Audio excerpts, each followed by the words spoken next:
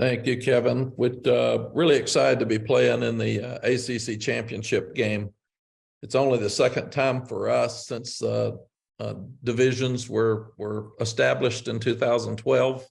2015, we actually played Clemson, and Gene Chizik was our defensive coordinator, and Charlton Warren was our secondary coach at that time.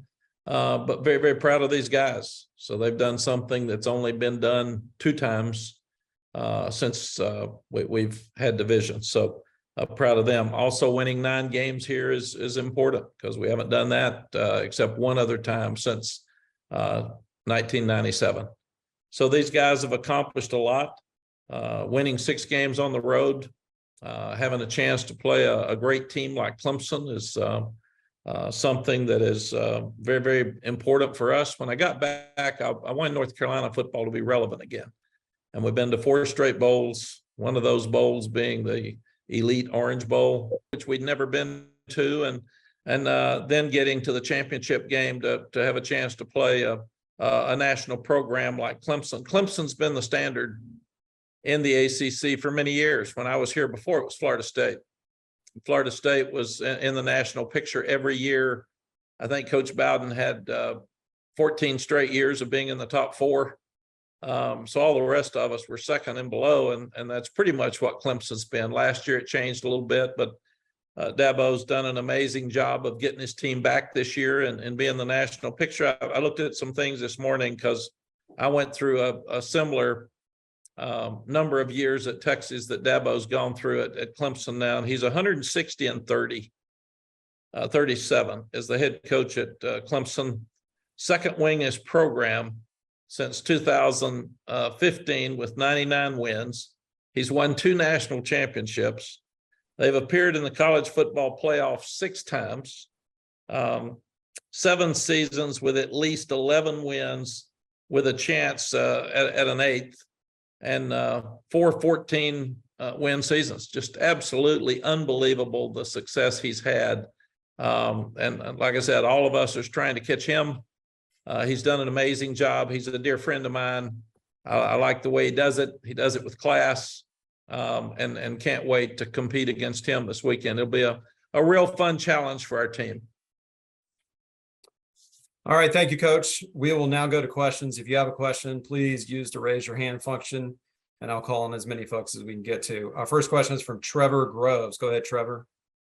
Hey, Coach. The last time you played Clemson, it was an epic game. 2019, Clemson was #1, riding the nation's longest win streak. You went for the 2-point conversion.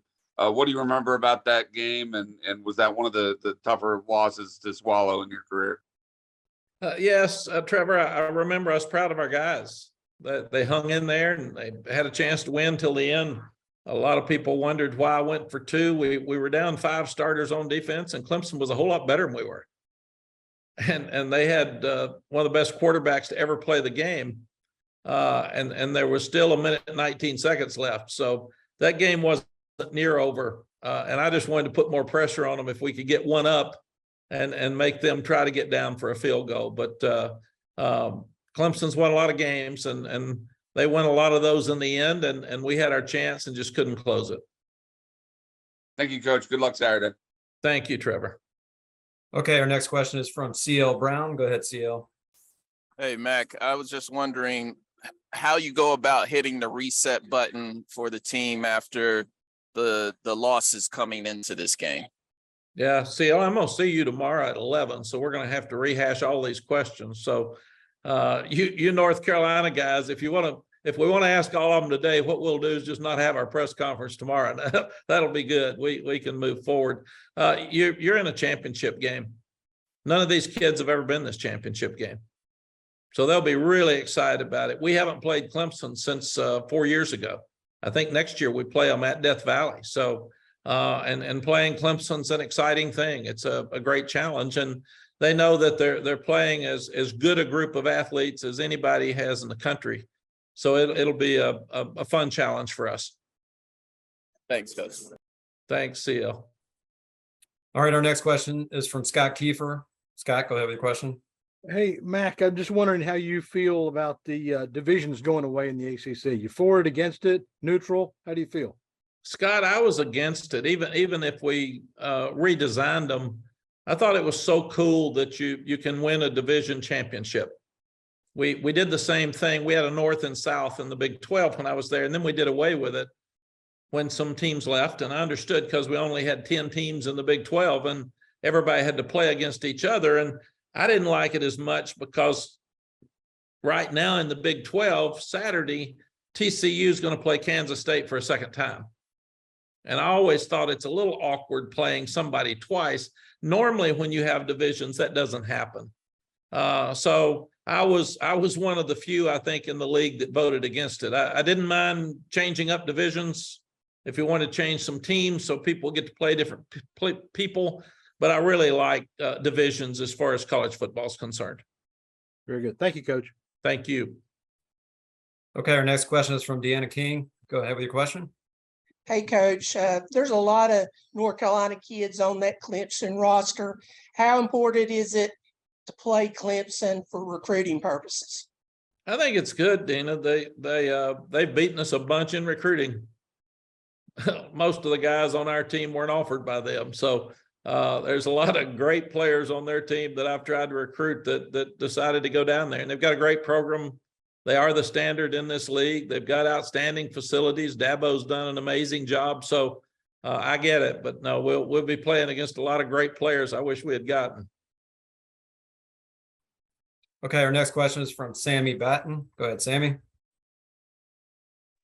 Yeah, Mac, just following up on kind of Dina's question. I mean, Charlotte, both teams have really great players from Charlotte. I mean, is this kind of going to be kind of a sidebar to be a kind of a showcase for high school talent coming out of Charlotte too? It really is. And playing in Charlotte special for us. And I know it is Dabo because Clemson's not very far from there either. And then next year, our opening game will be with South Carolina in Charlotte.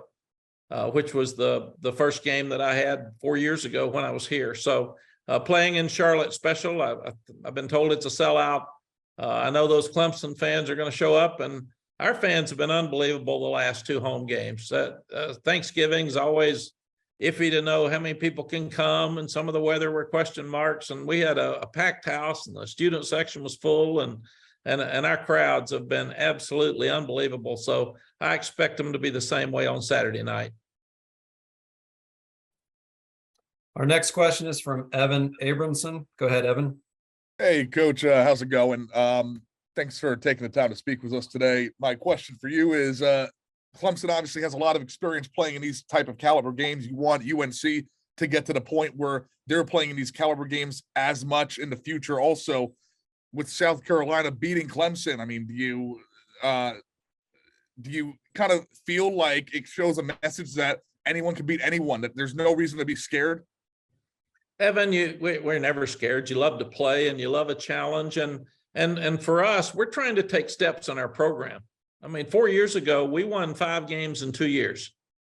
And the team we took over had won 2 games and hadn't been to a bowl game in a number of years. So every step that we take is a step closer to North Carolina football being relevant again. And you're one of your goals at the first of the year is to win the Coastal. Another one of your goals is to win the ACC championship. And so that's what makes this so special for these young guys today. I thank them for getting us to this point. There's only 10 teams that'll play in Power 5 championships this weekend. And they're one of 10 out of 131. So that's pretty cool. All right, we'll go back to Andrea Adelson. Andrea, go ahead with your question. Hey, Mac, thanks for doing this. Just curious in the last 2 games, if there's something that defenses have done maybe a little bit differently that have gotten you guys out of rhythm and maybe a little bit more inconsistent on offense. Andrea, we haven't played as consistently well. We've still, we didn't score many points against Georgia Tech, and that wasn't like us. I think we've gotten impatient. And we're just wanting to. We scored so fast and we scored so much early in the season that the last couple of games people are making us work harder to score points, and we're not doing that as well. So we just got to go back and relook at who we are and start over. And our next question is from John Blau. John, go ahead with your question. Hey, Coach, you were mentioning how a lot of the players at Clemson are guys that you wanted, you weren't able to get. I mean, Drake May is a guy that Clemson recruited and you were able to get. I mean, what were you able to pitch him on? What do you think he saw in UNC that made him come to you guys? John, his whole family's been UNC. When he was growing up, I said it'd be like Archie Manning not going to Ole Miss. I mean, his dad was one of the leading passers in ACC history. His brother won a national championship in basketball. His other brother is here on our basketball team now. Living in Charlotte, he's going to have a wonderful career here. He'll have a great career in the NFL, and then he'll want to come back and live in Charlotte. In my estimation, and you want to go back home. So he's a special player. He's a special young man, and we're sure lucky to have him. All right, and we'll go back to Trevor Groves. Trevor, go ahead. Hey, Coach, keeping in that theme, one of the guys you did not get was Will Shipley from the Charlotte area. You recruited him. How much have you kind of followed his career from a distance, and what makes him a special player? What do you have to do to try to bottle him up? Trevor, like everybody else, we all wanted him. In fact, most of the players at Clemson, we all wanted. So it wasn't just me. And Will's tough. He's fast. I love the way he competes. He's such a great young man. He's got an outstanding family. I got really close to his grandmother. I thought that might be our chance. But I love watching him play. Just the extra yardage he gets, and he stirs people up when he gets in that game. And you love to see a guy that's that talented, but also that competitive, and knowing that he's a wonderful young person. Thank you, Coach. Thank you. All right, our next question is from David Teal. Go ahead, David. Mac, you and I are old enough to remember Lawrence Taylor. Does LT in 1980 resonate with today's Tar Heels? Well, LT resonates with everything we do. I wish we'd get the pass rush that he had. David, we're not getting any pass rush, and he got them all. And I know the goal line stand at Clemson. You go back and think about those days, but he was a special player. He actually had him back to a game last year, and he was here and met a lot of our kids, and being one of the greatest players to ever play. He's a guy that a lot of people relate to around here. But does that 42-year drought, does that get mentioned in your locker room and the opportunity that you have Saturday night to end it? David, it does, but it's something that we went from the bottom now. You win 3 games in 2 years, and I think 2 of those were Power 5 teams. We've had to start from the bottom and work our way up, and it's really interesting to watch our team. They just love to win, and everything's new for them. So these guys hadn't been to a bowl game. Then we went to a bowl game. Then we go to the Orange Bowl. Then last year was a disappointment. And now this year they found a way to win a lot of close games. And very honestly, David, we're about like everybody in the Coastal. All of our games except Pittsburgh came down to the last drive. And so that's kind of who we are. And they know that. And they know that Clemson's better than the teams that we've played. So they're going to have to play the best game that they've played to have a chance. Okay, our next question is from Anna Adams. Anna, go ahead. Hey, Coach, apologies if you already answered this after the game, but any injury update that you could provide? I think you had a couple of guys go out on Friday. Yeah, Anna, we just came back in today, but because it was a Friday game and we gave them off Saturday. So Jeremy Sharp will have, we got a lot of guys hurt during the game and ended up playing a really young secondary, the second half and fourth quarter. But Jeremy Sharp will have an update before our press conference tomorrow. But we really haven't. The trainers are looking at them and evaluating them today, and they'll give us a report tonight before we go to bed. Okay, our next question is from David Hale. David, go ahead. Hey, Mac, appreciate you doing this as always. You mentioned earlier that one of the reasons you came back to UNC was with the hopes of delivering a sense of national relevancy to the Tar Heels program again. This obviously being a big step towards that. How much does that equate into your plans for the future? Would winning an ACC title, would you say, hey, all right, I did it, let's go out on top? Or are you just kind of saying, I'm having fun doing this, I'm going to keep doing it, and sort of where meeting those goals is where it doesn't matter to you in terms of that decision? David, they really, obviously they matter but it doesn't in regards to that decision at all. I like winning, losing stinks. I think everybody that lost yesterday, and there were a bunch of them that lost a whole lot of important things yesterday and Friday, would all tell you that it stinks. I just told our team, winning's fun. Thank you for the 9. The others stink. Just part of it. And let's just keep working to get better. But no, I want these kids to be happy. I want them to be learning and growing and having a better life after they get out of here. And that's really the reason that Sally and I came back. But we also want North Carolina football to be relevant again. Larry Fedora did a tremendous job here. He was, the last time we were in this game, he was the reason, and came down to an onside kick and had a chance to win it. But they struggled in the end. And I love this place. I love these fans and the administration, and got so many top boosters that are dear friends of mine for 30 years. So it's unlike most people that are coaching. I'm coaching to help the place and help these kids. And that's why I'm so proud of them, for this university and for these kids.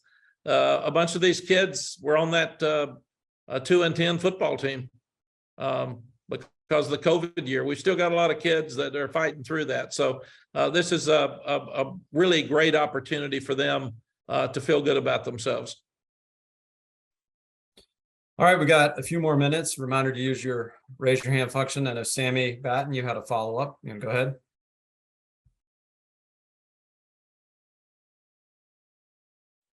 Perhaps we lost you, Sammy. All right, let's go to Lawton Swan with Clemson Sports Talk. Go ahead, Lawton. Hey, Coach, I'm sure you're just getting prepared for the Tigers, obviously, but have you seen any crossover film on this team, and what you have seen of them, what might give you some concerns going into the matchup on Saturday night? Lawton, they run the ball so well.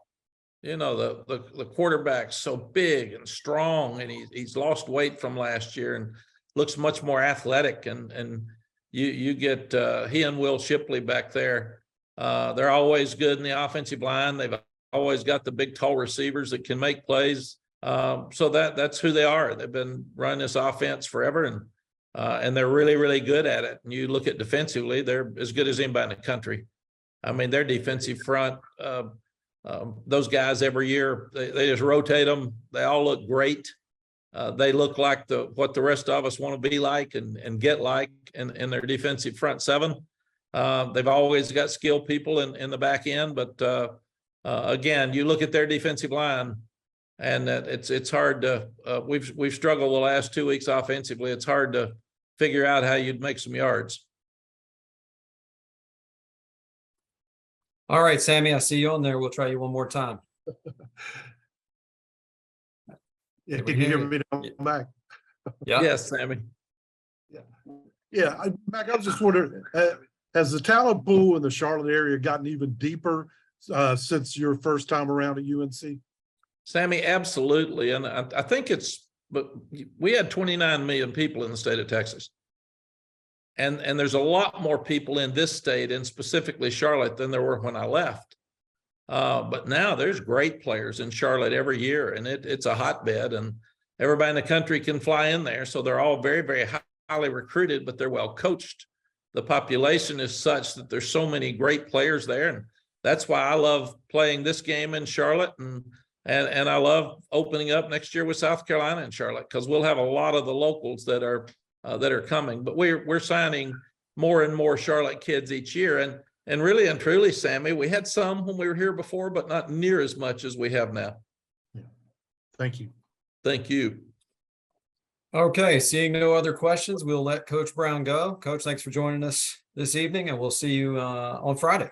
Thank you, guys. Appreciate what you all do to follow college sports, and we'll see you on Friday.